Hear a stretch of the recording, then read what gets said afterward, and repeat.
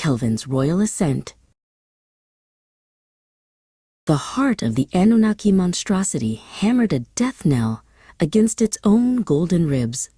Malignant light pulsed from the power core, casting grotesque shadows that danced on the walls. Alarms shrieked, a symphony of imminent doom. But Kelvin, the Lavender Queen, stood defiant, her long blonde hair a stark banner against the chaotic energy storm. Her gown, once a masterpiece of royal silk, was now a tattered ruin, scorched and blood-spattered. A crimson line traced a path from her temple, a stark contrast to her pale skin, but her eyes blazed with a fire that defied the inferno around her. She would not let this golden plague consume her city.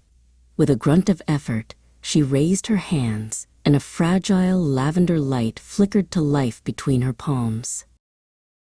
The core convulsed, vomiting a tsunami of raw, golden power. The wave of energy screamed towards her, hot enough to melt steel. In the final microsecond, Kelvin's magic erupted, encasing her in a shimmering lavender shield. The golden onslaught hammered against her bubble. The sound a deafening roar. Cracks of light spiderwebbed across her defense, threatening to shatter. "For London!" she roared, her voice tearing through the cacophony. Pouring every last shred of her will into the spell, she thrust her hands forward. A lance of pure lavender magic, a focused supernova, erupted from her palms and speared the heart of the malignant golden core. The impact was absolute. The core screamed, fractured, and then imploded upon itself.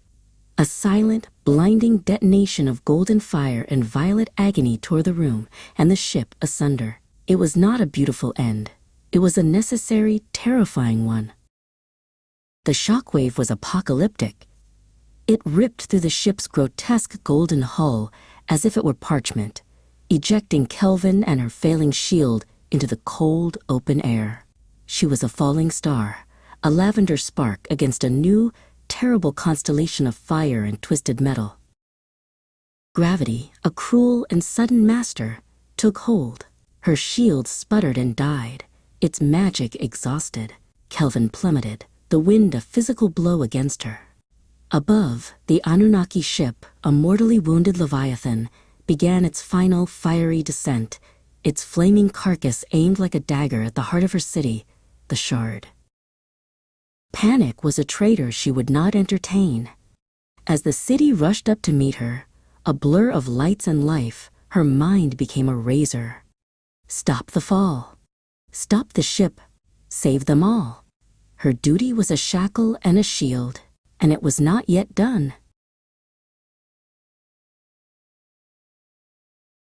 A shard of impossible purple sliced through the clouds below. It was the Hecate, her royal vessel, a vast and elegant creation of polished, deep purple amethyst. It was less a ship and more a cathedral of crystal, its facets catching the fire from above like 1,000 angry stars. It ascended towards her, a promise of defiance.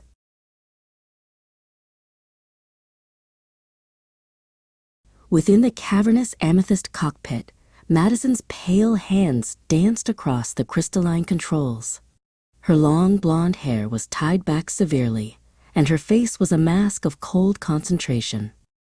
Dressed in her crisp, lavender starship captain's uniform, she guided the immense vessel with impossible precision, threading it through the sky to intercept her falling queen. The impact was jarring, a crunch of bone against crystal. Kelvin landed hard on the Hecate's expansive, amethyst roof. The ship's comm crackled. "Brace secure. I have you, Your Majesty." Madison's voice was a lifeline of calm in the screaming chaos. Kelvin forced herself to her knees, then to her feet, every muscle screaming in protest. "Madison, that wreck is going to level the city. Get me to it now," she commanded, her voice raw but unbreakable. "Full power." The Hecate didn't surge. It teleported forward, the acceleration a physical blow. Kelvin gasped, focusing her battered reserves of power. Lavender energy, thin and desperate, flowed into her feet, binding her to the amethyst hull with raw magic. She would ride this hurricane on the outside.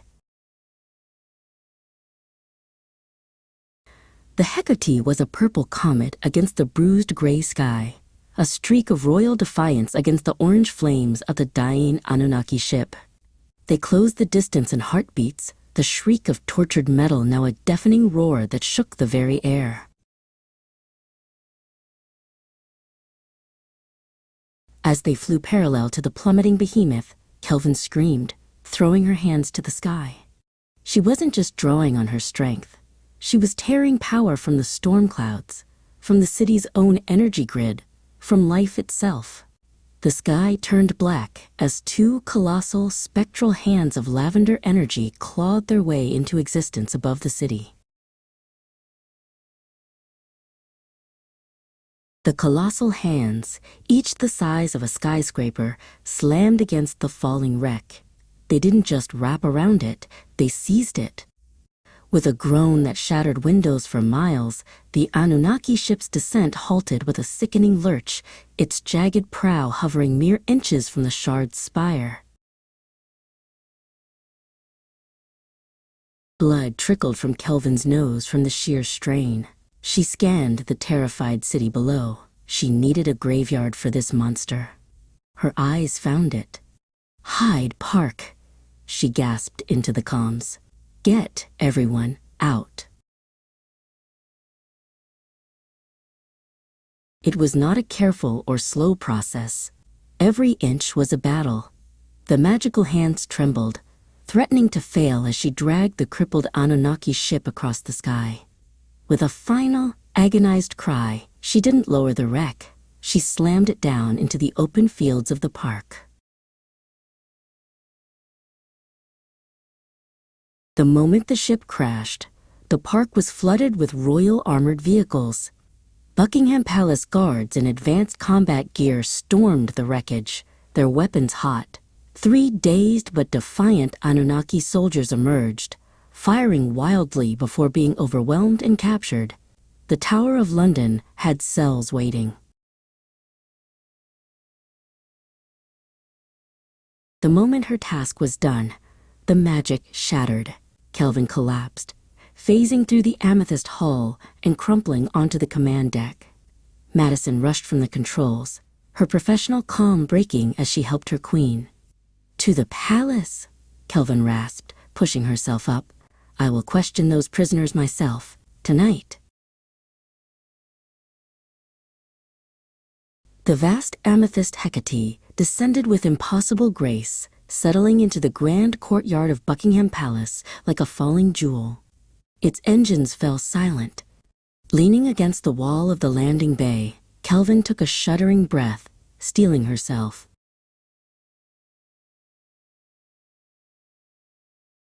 She closed her eyes, and with a final, defiant flicker of power, the magic returned. There was no twirl, no smoke. The blood and grime vanished.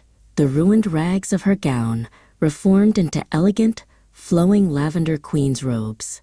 A delicate, sparkling crown materialized upon her blonde hair. The warrior was hidden away. The queen had returned.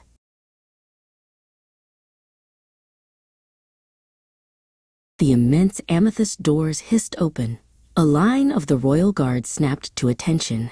At their center stood her husband, David, his handsome face a mask of terror that only broke when he saw her, whole and regal. He was clad in his own posh, cobalt blue starship captain's uniform, but in that moment he was only a man terrified of losing his wife.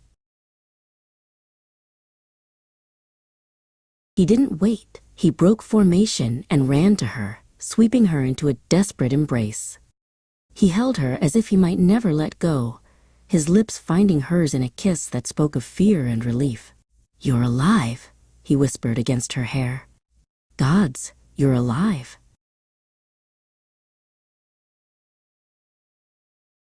Kelvin sagged against him, letting his strength support her as they walked towards the palace doors. The Hecate was magnificent, she murmured, but it needs an upgrade. T6 technology. The next time they come, we will be ready. David squeezed her hand. Whatever you need, my queen. It will be done. Together, they walked inside, leaving the war behind them, for now.